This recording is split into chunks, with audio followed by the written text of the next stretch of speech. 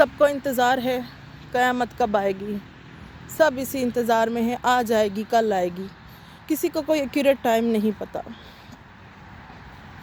اسی طرح ہمارے جو رسول ہیں دا میسنجر آف گاڈ، انہوں نے 2 صورت بتائی ہیں ہمیں قرآن میں، ہم صرف ایک صورت کا انتظار کر رہے ہیں، دوسری صورت پہ تو ہماری نظر ہی نہیں جا رہی۔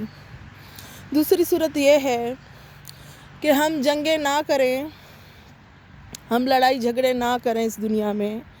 یہ جو ایٹم بم کی جنگ ہونے جا رہی ہے، ہمارے زمین کے بیچوں بیچ ایک بہت بڑا لاوا ہے، اتنے ایٹم بم اگر گریں گے زمین پہ تو ظاہر سی بات ہے یہ زمین جل اٹھے گی، یہ زمین لاوے کی شکل اختیار کر لے گی۔ پھر آخری پریڈکشن یہ بھی ہے، یا ہمارے اللہ نے ہمیں یہ بھی بتایا کہ وہ وقت آئے گا ماں باپ اپنے بچے زمین پہ پھینکیں گے اور ان پر چلیں گے۔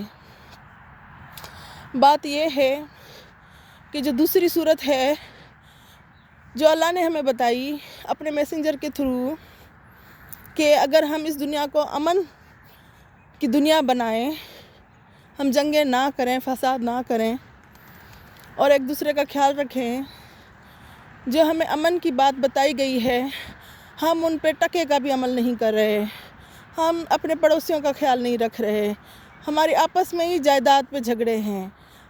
اس دنیا میں صرف 2 ہی طاقتیں جو ہیں لڑ رہی ہیں، ایک شیطانی اور ایک رحمانی۔ تو اللہ کے رسول نے مسلمانوں کو کہا کہ جو اللہ نے مجھے پیغام آپ لوگوں تک پہنچایا ہے اس قرآن کے ذریعے آپ اس قرآن کی باتوں پہ عمل کریں۔ ہمارے مسلمان کیا اس باتوں پہ عمل کر رہے ہیں؟ نام کے مسلمان رہ گئے ہیں۔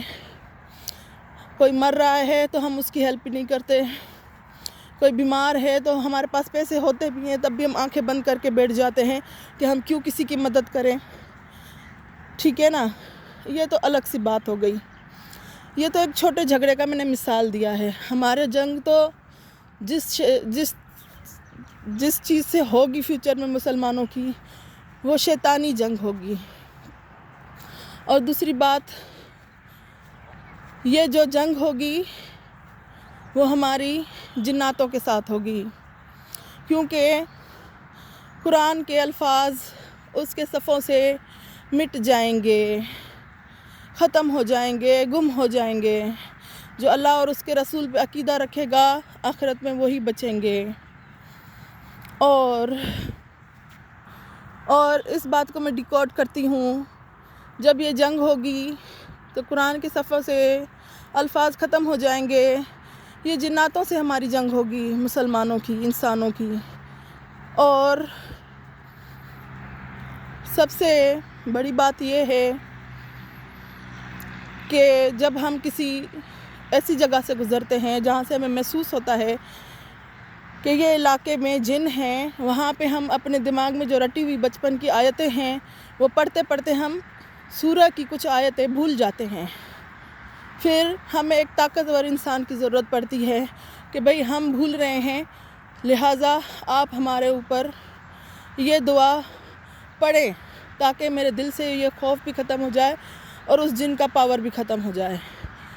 تو اسی طرح یہ جنگ ہماری آخرت کی جنگ جو ہوگی وہ جناتوں کے ساتھ ہوگی۔